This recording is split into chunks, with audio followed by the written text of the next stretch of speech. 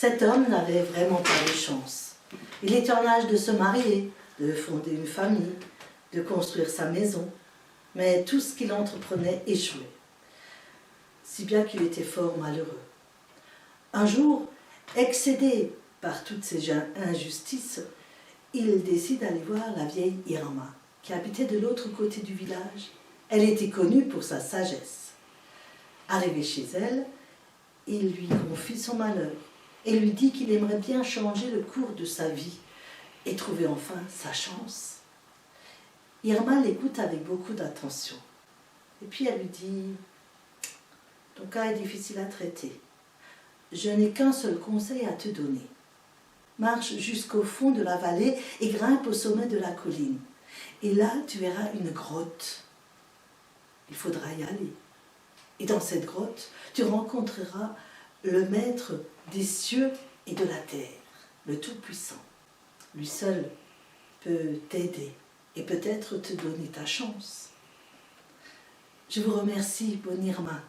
Je vais faire comme vous dites. » Et il s'en va.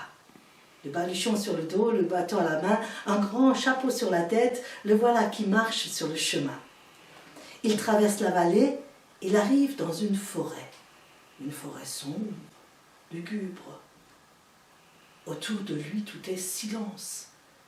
Et voilà qu'à la croisée des chemins arrive un loup. Effrayé, le jeune homme tombe à terre, il tremble de tout son corps. « Épargne-moi, le loup, je ne suis pas bon à manger. Je suis si malchanceux qu'il vaut mieux ne pas trop me fréquenter. Si tu me dévores, tu risques de t'empoisonner, de t'étouffer. » « Ne crains rien, dit le loup. Pour l'instant, je n'ai pas d'appétit. Mais où vas-tu ainsi? »« Je vais voir le Tout-Puissant, là-haut, sur la montagne. »« Salue-le de ma part, et demande-lui pourquoi je n'ai plus d'appétit. À force de n'avoir goût à rien, je vais finir par en mourir. »« Promis, je demanderai, dit le jeune homme. Il s'en va, laissant le loup là. Il marche d'un bon pas, impatient de trouver le Tout-Puissant pour trouver enfin sa chance.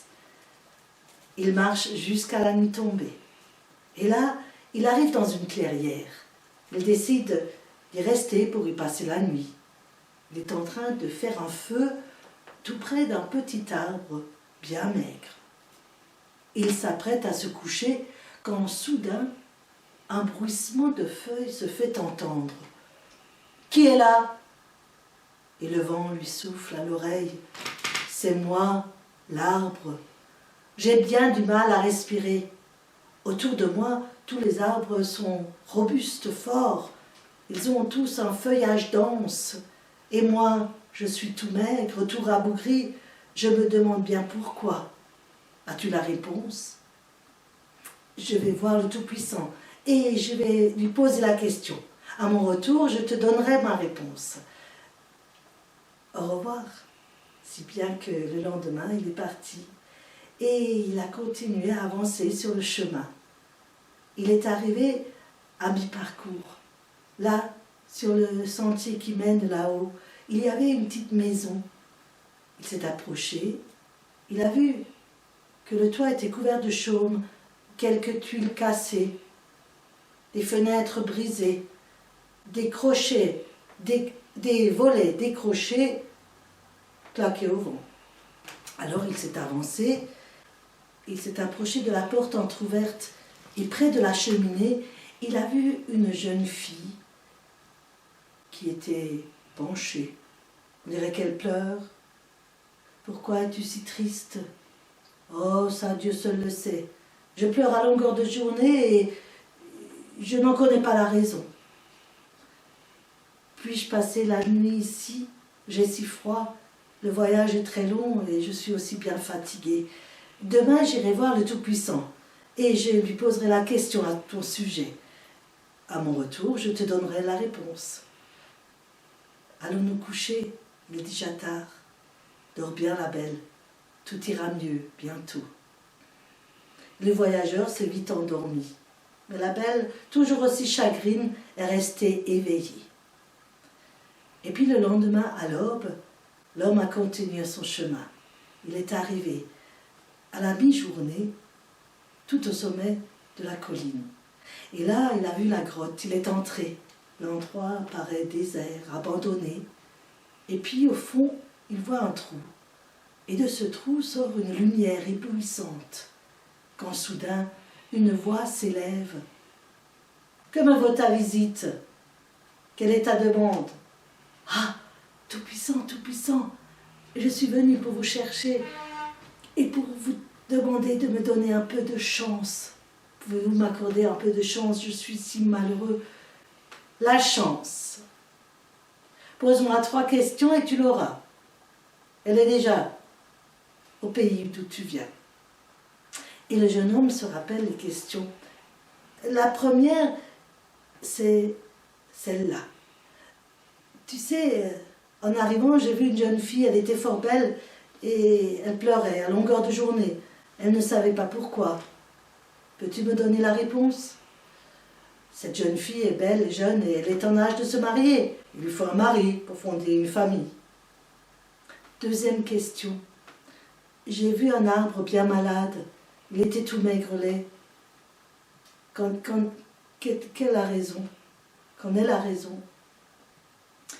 À l'arbre, c'est qu'il y a un trésor rempli d'or qui est enfoui à ses pieds et empêche ses racines de se nourrir du terreau et de l'eau qui lui sert à grandir, à s'épanouir. Troisième question. J'ai rencontré un loup qui n'avait plus d'appétit. Peux-tu me dire pourquoi? Eh bien, ce loup, il faut qu'il mange un humain, mais pas n'importe lequel. Le plus sot qu'il rencontre, le plus sot qui soit au monde. Je vous remercie pour ces réponses. Et là, je vais à la rencontre de ma chance. Et il s'en va. Il sort de la grotte et il court sur le chemin, il dévale la pente, pressé de trouver enfin sa chance. Il arrive chez la jeune fille, toujours en pleurs.